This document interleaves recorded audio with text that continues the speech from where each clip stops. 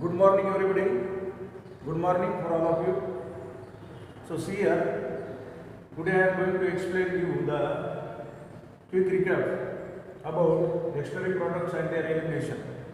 NCERT chapter. So, see here, it is difficult to tell you the entire things related to this chapter in short while, but in this recap, the important concept or the topic section, I am going to elucidate that before you people, so pay your attention to me. So this diagrammatic representation you observe minutely, then it proved beneficial for you to solve whenever they can arrange any question, MCQ, in NEET examination related to this physiology of urine formation, as well as this rest mechanism, as well as the counter current mechanism. So see here, kidneys contribute to the two main functions. It is known for us, all of us, that the one function is the elimination of the non-gaseous nitrogenous waste, that is the excretion. At the same time, simultaneously, kidneys also perform the osmoregulatory mechanism.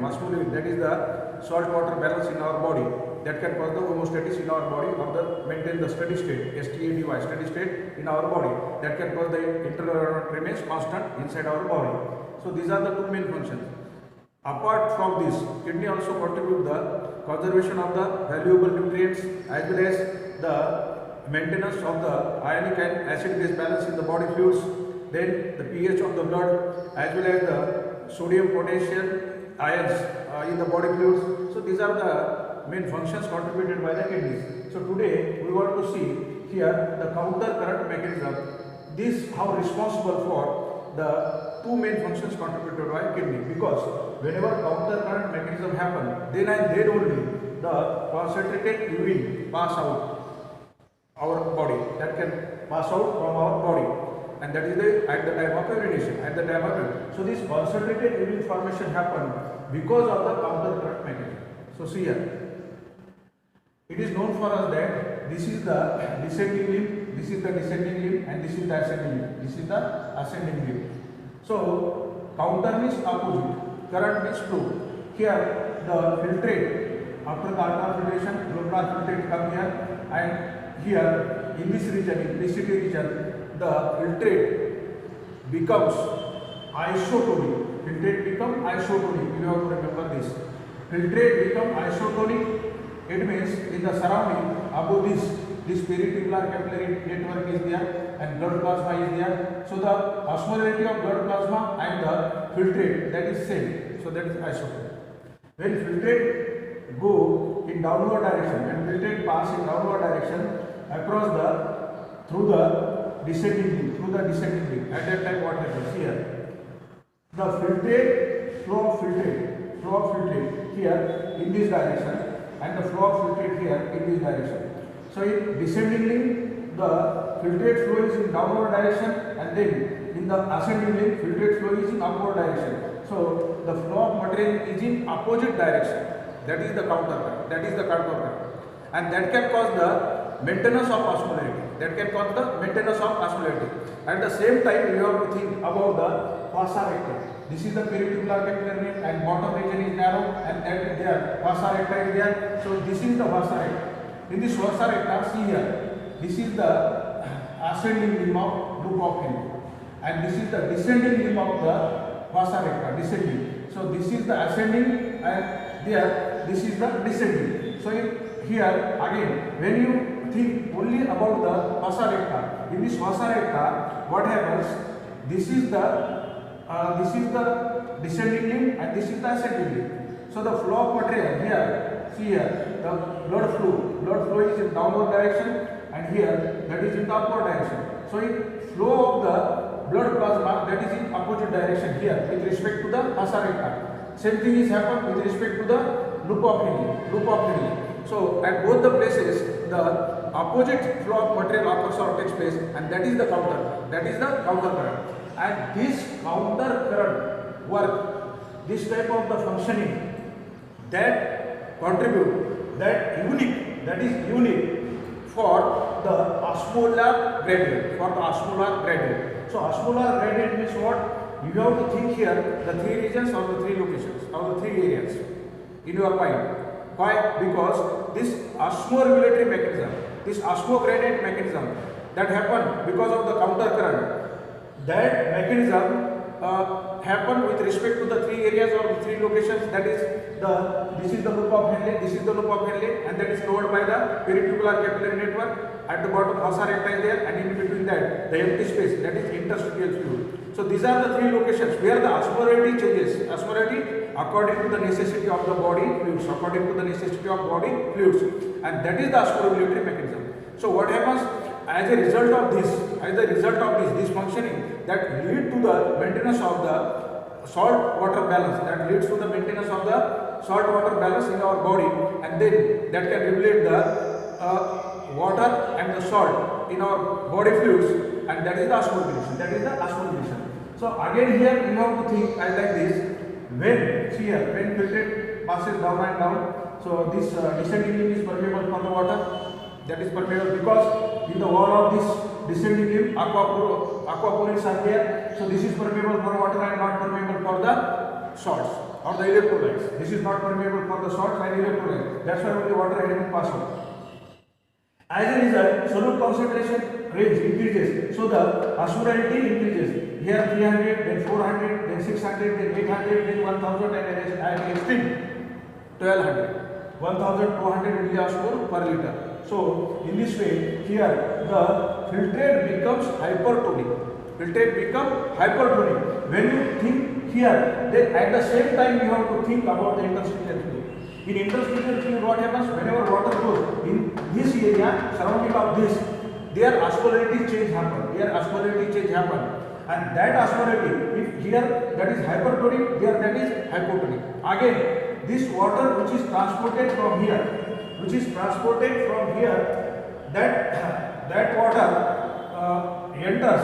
that water enters here again. That is exchange. This water is exchanged with the from interstitium into the this is the ascending limb. This is the ascending limb. And in this way, you have to think about the osmolarity change here, then in the interstitial fluid, and then in the blood plasma of the fossa recta. At three locations, you have to think about the osmolarity change. So see here, the filtrate becomes hypertonic to the blood plasma, and again here when this filtrate turn, this is the U-pin turn, and then in the ascending limb, what happens in the wall of this ascending limb, aquaponics are absent. As a result, water, this is impermeable for water. This limb is impermeable for water and permeable for the electrolyte, permeable for the salts, and that's why this NaCl that goes out, and this is exchanged with the salt which is passed out from this ascending limb, that exchange with the descending limb of fossa recta. Accordingly, see here, you have to think here that here filtrate goes in upward direction and here blood plasma goes in downward direction.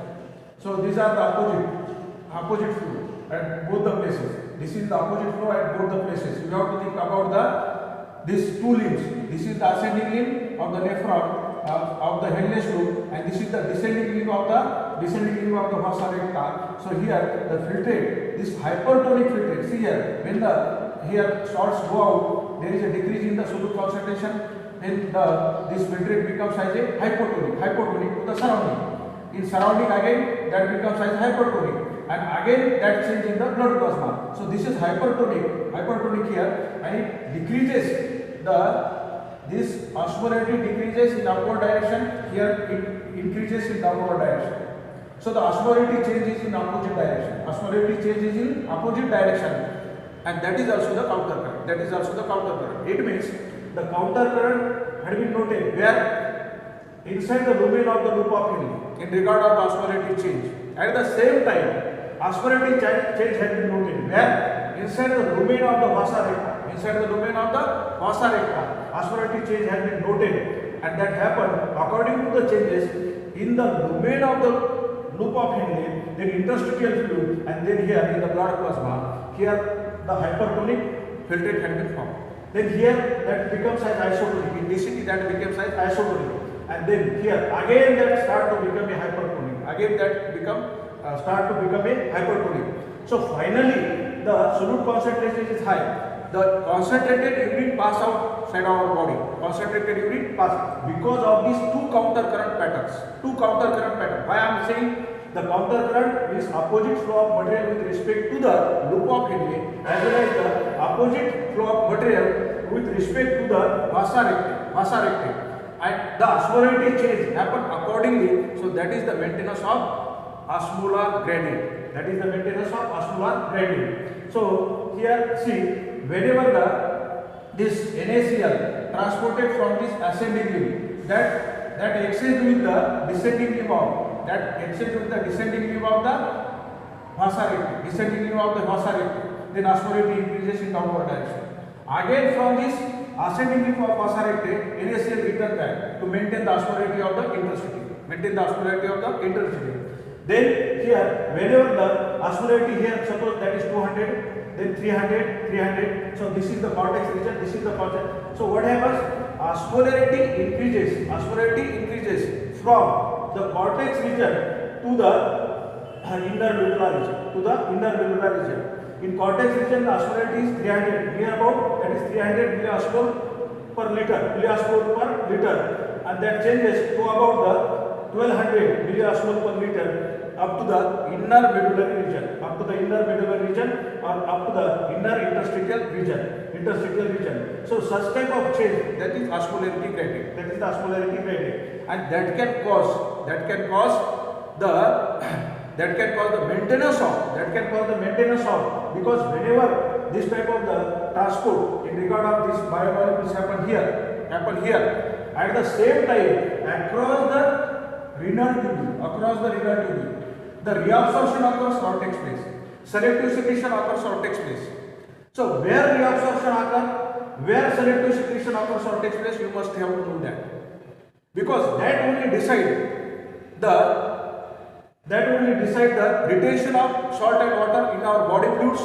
So that is the osmoregulation. So that depends on the reabsorption as well as the selective secretion. So see here, in PCT region, it is known for you that active transport happen, then passive transport also happen. Active transport related to the amino acid, glucose, and then the Na+. So that is the selective reabsorption. Then here selective secretion also takes place. Selective secretion again. Active transport takes place with respect to what molecules, you must have to know that. Then the passively transported molecule, water as well as the urea, they passively transported. अब लोग पूछेंगे कि sir इधर urea क्यों पास हो रहा है? That is for the maintenance of the osmolarity on both the sides at three locations. Here osmolarity should be isotonic, then here, and then that is in the network of the peritubular capillary. It means in the peritubular, in blood plasma. So in blood plasma here, that is isotonic. So for the purpose that the little amount of urea transported here and that passive. Here selective secretion also takes place. Selective secretion in what sense? See here. At the places of selective secretion, because you pay your attention, you have to focus here. Selective secretion. I am not saying the tubular secretion. Selective secretion. So when selective secretion happen at that time, H plus ions, then the K plus ions, H plus ions, K plus ions, as well as ammonia. See here, these two ions as well as this molecule, they trap by the tubular cells, they trap from the peritubular capillary network and then stored here and dropped in the lumen. So when this H plus, this K plus also in this direction, you have to show in this direction, K plus, they dropped in the filtrate, in the lumen. So that is, and in return to that, whenever these three components, see here, H plus, K plus and ammonia, whenever secreted, it means they drop from the above region into the below region in the lumen. At the same time, the bicarbonate reabsorb. So it is happened here in PCT region. Here also it happened in the DCT region. In DCT, K plus, H plus and ammonia drop from the capillaries into this lumen, and then the bicarbonate ion reabsorb. So when they drop, that is selective secretion, and that is for the maintenance of the osmolarity. That happens for the maintenance of the osmolarity. And accordingly the exchange occurs related to these components. Again see here, the selective secretion also occurs or takes place here also. Selective secretion occurs or takes place here also. This K plus, H plus, K plus, H plus, and this is it is bicarbonate ions go out. Then in this way, here also the selective secretion takes place. So then next, so selective absorption occurs in PCT, as well as the selective secretion takes place. When selective secretion occurs or takes place in the PCT, that can cause the maintenance of ionic. Pay your attention what I am saying. Selective secretion which occurs or takes place in the PCT, that can cause the maintenance of ionic and acid-base balance in the body fluid. That can cause the ionic and acid-base balance in the body fluids. So you have to remember this. So the selective reabsorption occurs or takes place actively as well as passively. About whom and why, you have to remember that. At the same time, selective secretion occurs or takes place in respect to what? You have to remember that H plus, K plus and ammonia secreted, and at the same time bicarbonate. That this secretion compensates with the reabsorption of bicarbonate ion. So reabsorption of bicarbonate ion takes place here. Again, in loop of Henle is unique for the osmolar gradient. So that is the osmoregulatory mechanism. And here the reabsorption takes place in minimum amount. So this segment is responsible for the reabsorption in minimum amount. The next, in DCT, the tubular secretion also takes place. So tubular secretion takes place, and the conditional reabsorption occurs or takes place here. You remember this. Conditional reabsorption. Why I am saying that? Because here the ADH and aldosterone contribute to a role in regard of the reabsorption of water and Na plus ion.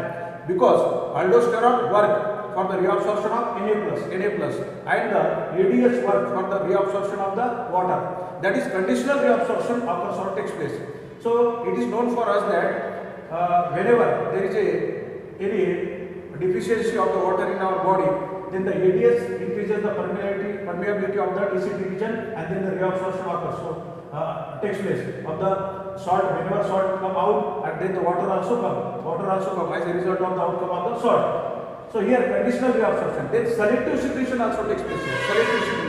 Selective secretion means here already I was told you, when this K plus, H plus and ammonia from that blood plasma trapped and then dropped here in the lumen, and to compensate that, the bicarbonate reabsorbed. So that is the selective secretion of these three components takes place to maintain the osmolarity inside the lumen, inside the renal tubule, inside the luna. This is the later part of the tubules, like this. Then see here what happens? Here ADH also work along with the collecting tubule. ADH. Whenever this urine go ahead, then osmolarity increases. Why? Because the outlet of water takes place.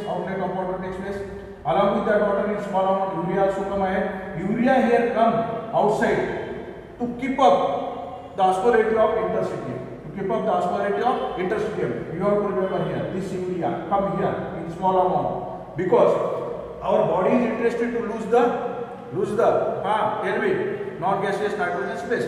So urea is non-gaseous nitrogenous gas in human body, as well as the creatine is also there. So along with the concentrated urine, urea also pass out, creatine also pass out, but urea in small amount return back from the collecting tubule here to maintain the osmolarity in the interstitium, inside this loop of Henle, as well as inside this vasa recti. So accordingly, here also reabsorption of water as well as the urea takes place here, and selective secretion also takes place. So these are the different regions you have to remember here. Next to this, what we want to see here. See here, the functioning of the kidneys efficiently monitored and regulated by the hormonal feedback mechanism. It is known for us. Involving the hypothalamus, then the juxtaglomerular apparatus and up to certain extent the heart, up to certain extent by the heart. So how it happens here? Here the control by first we want to see that in hormonal control, what we can say, the hormonal feedback mechanism, the control by ADH. First we want to see the control by ADH. So what happens here, your body possesses or having the osmoreceptor. Whenever there is any change, whenever there is any change in regard of that blood volume, then the body fluid volume, as well as ionic concentration, at that time these osmoreceptors can get activated. As a result, they can stimulate for the hypothalamus. Whenever hypothalamus stimulated, then the hypothalamus produces the ADH secretion, antidiuretic hormone secretion. That is the hormone, antidiuretic hormone, or you can say the vasopressin. So ADH or vasopressin produced by the pars nervosa or neurohypophysis of the pituitary gland, and that spread in the blood. Whenever the ADH reaches in the kidney, in the nephron region, then that can increase the permeability of the DCT region. As a result, the water is reabsorbed. So conditional reabsorption takes place under the influence of ADH. Conditional reabsorption. In ADH as well as in the collecting tubule, conditional reabsorption takes place. Collecting tubule, H2O absorbed on the large scale. So in this way, in this region ADH and aldosterone are, but in this region only ADH act for the reabsorption of water. So in this way, what happens? That volume which is decreased because of the excessive loss of the fluid, whenever the blood volume changed or the body fluid volume changed or ionic concentration, whenever that blood or the body fluid volume changed, accordingly the ionic concentration also changed, and to compensate that ADH exhibit the effect. Again, another effect of the ADH is that, but first what happens, whenever the necessity of that body fluid fulfilled, when the volume that recovered or reset, then again the signal goes to from osmoreceptor, negative signal goes to the hypothalamus, and then that production of the ADH suppressed down, and in this way the ADH mechanism switch off.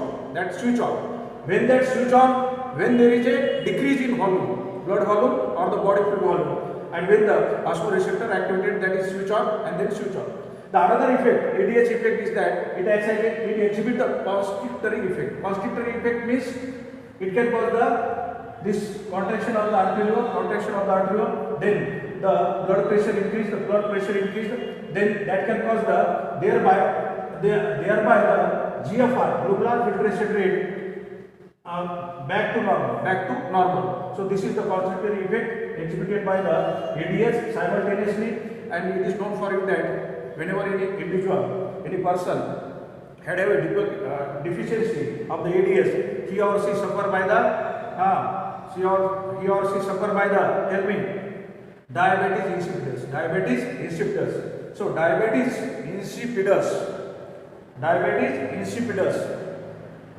means overflow, insipidus means tasteless. So the water pass out along with the urine on large scale, and that is the diuresis. And this diuresis can be prevented only with the help of ADH. That is called as the polyuria. So that is the disorder related to the deficiency of ADH. You must have to remember whenever you think about the hormonal feedback of this ADH. So then next, that is control by rash. So control by rash means what happens? See here, whenever there is a fall in GFR, glomerular filtration rate, when decrease, fall, that is not 125 ml per minute, 125 ml per minute, that is called the fall in GFR. That can cause the activation of JG cells, juxtaglomerular apparatus. So juxtaglomerular apparatus means this head of nephron and the DCT region in close approach of each other. Then in that region, macula densa is there, Lassus cells are also there. So whenever there is a fall in GFR, GJ cells produces the renin. This is the renin. And this renin act on the angiotensinogen. This angiotensinogen is produced by the liver. So renin, when act on the angiotensinogen, it is converted into angiotensin 1. Then again angiotensinogen influenced by the angiotensin converting enzyme that has been come from the lungs, and this angiotensin 1 is converted into the angiotensin 2. This angiotensin 2 is the powerful vasoconstrictor. This is the powerful vasoconstrictor. So what it does? This can cause the same effect as like this ADH. It means angiotensinogen second can cause the increase in BP inside the glomerulus, and thereby the GFR back to normal. So this is the influence exhibited by the angiotensin second as a vasoconstrictory effect. Then next here, this angiotensin second can stimulate the adrenal cortex, and that can cause the production of aldosterone. So angiotensin second produces the aldosterone, and aldosterone is responsible for the reabsorption where in the vicinity of the Na+. And in this way here, what happens? The Na+ is reabsorbed. Na+ is in the later part of the tubules along with the water. So this is the effect. So see here, this aldosterone also responsible for the reabsorption of Na+, as well as the retention of water, and the excretion of K+, and the excretion of K+. So that happened in the distal part of the tubule. In this way, this RAS mechanism as well as ADH, that both responsible for the vasoconstrictor effect. Vaso means blood vessel. Constrictor means that can cause the contraction of the blood vessel and increase in the BP. So whenever there is any fall in of the GFR, as well as there is a decrease in the blood volume, body fluid volume, and the iron concentration, then only the RAS as well as the ADH exhibit the switch on mechanism. And the ANF mechanism, so controlled by the ANF means atrial natriuretic factor. ANF means ANF means atrial natriuretic factor. So this is the hormone which is produced from the wall of atria, and it work opposite to the RAS and ADH. It means whenever there is a more and more increase in the BP, see here, this is the increase in BP. At that time, because in any way this hormonal mechanisms why happened? Because to maintain this glomerular filtrate rate at like this 125 ml per minute, it means both the kidneys can cause the 1100 to 1200 ml per minute GFR, and that whenever estimated for a whole day, it means for 24 hours, that is 18 liters per day. And whenever you that compare with the pass out of urine, that urine is only 1.5 liter in an average per day.